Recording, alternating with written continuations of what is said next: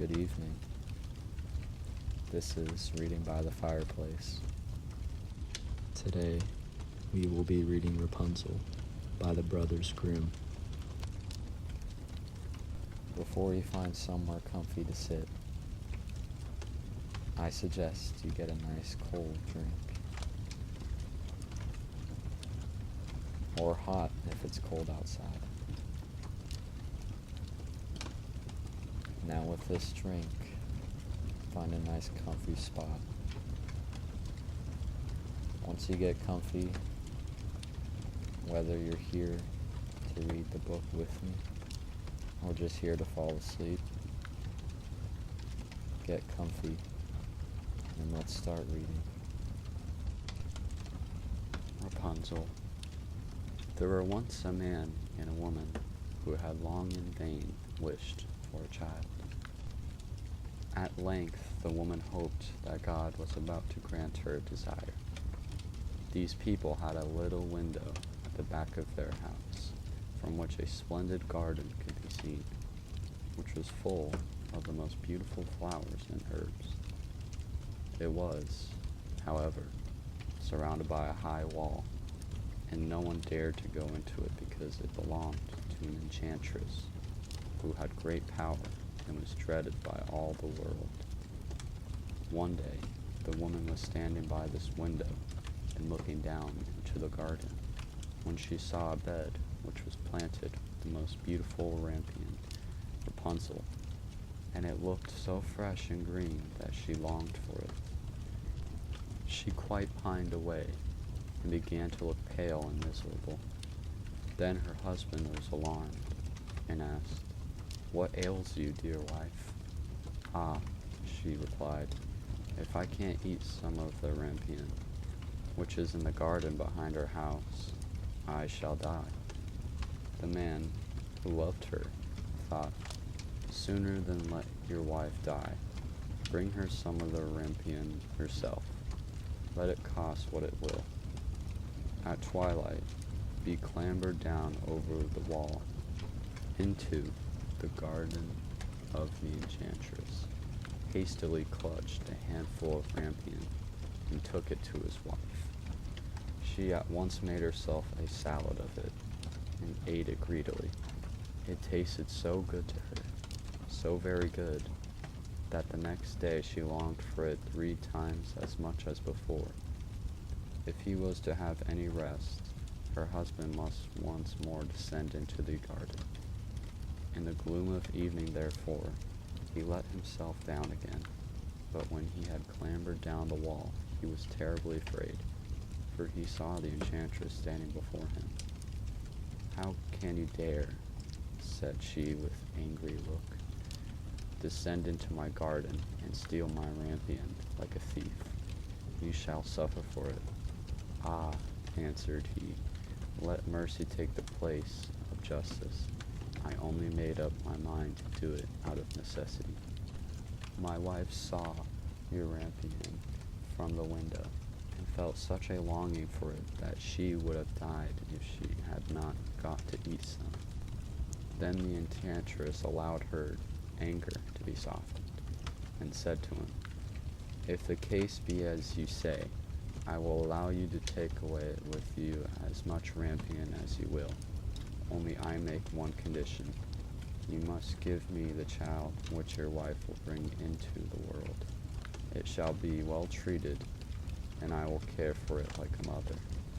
The man in his terror consented to everything, and when the woman was brought to bed, the enchantress appeared at once, gave the child the name of Rapunzel, and took it away with her. Rapunzel grew into the most beautiful child under the sun. When she was 12 years old, the enchantress shut her into a tower, which lay in a forest, and had neither stairs nor door, but quite at the top was a little window. When the enchantress wanted to go in, she placed herself beneath it and cried, "Rapunzel, Rapunzel, let down your hair to me." Rapunzel had magnificent long hair, fine as spun gold, and when she heard the voice of the enchantress, she unfastened her braided tresses. wound them round one of the hooks of the window above, and then the hair fell 20 ells down, and the enchantress climbed up by it. After a year or two, it came to pass that the king's son rode through the forest and passed by the tower.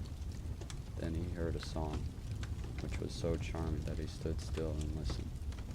This was Rapunzel, who in her solitude passed her time in letting her sweet voice resound. The king's son wanted to climb up to her and look for the door of the tower, but none was to be found. He rode home, but the singing had so deeply touched his heart that every day he went out into the forest and listened to it. Once when he was thus standing behind a tree, he saw that an enchantress came there, and he heard how she cried, "Rapunzel, Rapunzel, let down your hair to me." Then Rapunzel let down the braids of her hair, and the enchantress climbed up to her. "If that is the ladder by which one mounts, I too will try my fortune," said he, and the next day when it began to grow dark, he went to the tower and cried, "Rapunzel, Rapunzel, let down your hair to me." Immediately the hair fell down and the king's son climbed up. At first, Rapunzel was terribly frightened when a man, such as her eyes had never yet beheld, came to her, but the king's son began to talk to her quite like a friend. He told her that his heart had been so stirred that it had let him have no rest, and he had been forced to see her. Then Rapunzel lost her fear, and when he asked her if she would take him for her husband, and she saw that he was young and handsome, she thought, "He will love me more than old Dame Gothel does," and she said yes, and laid her hand in his. She said, "I will willingly go away with you, but I do not know how to get down. Bring with you a skein of silk every time that you come, and I will weave a ladder with it, and when that is ready I will descend, and you will take me on your horse." They agreed that until the time he should come to her every evening, for the old woman came by day. The enchantress remarked nothing of this, until once Rapunzel said to her, "Tell me, Dame Gothel, how it happens that you are so much heavier for me to draw up than the young king's son. He is with me in a moment." "Ah, you wicked child," cried the enchantress, "what do I hear you say?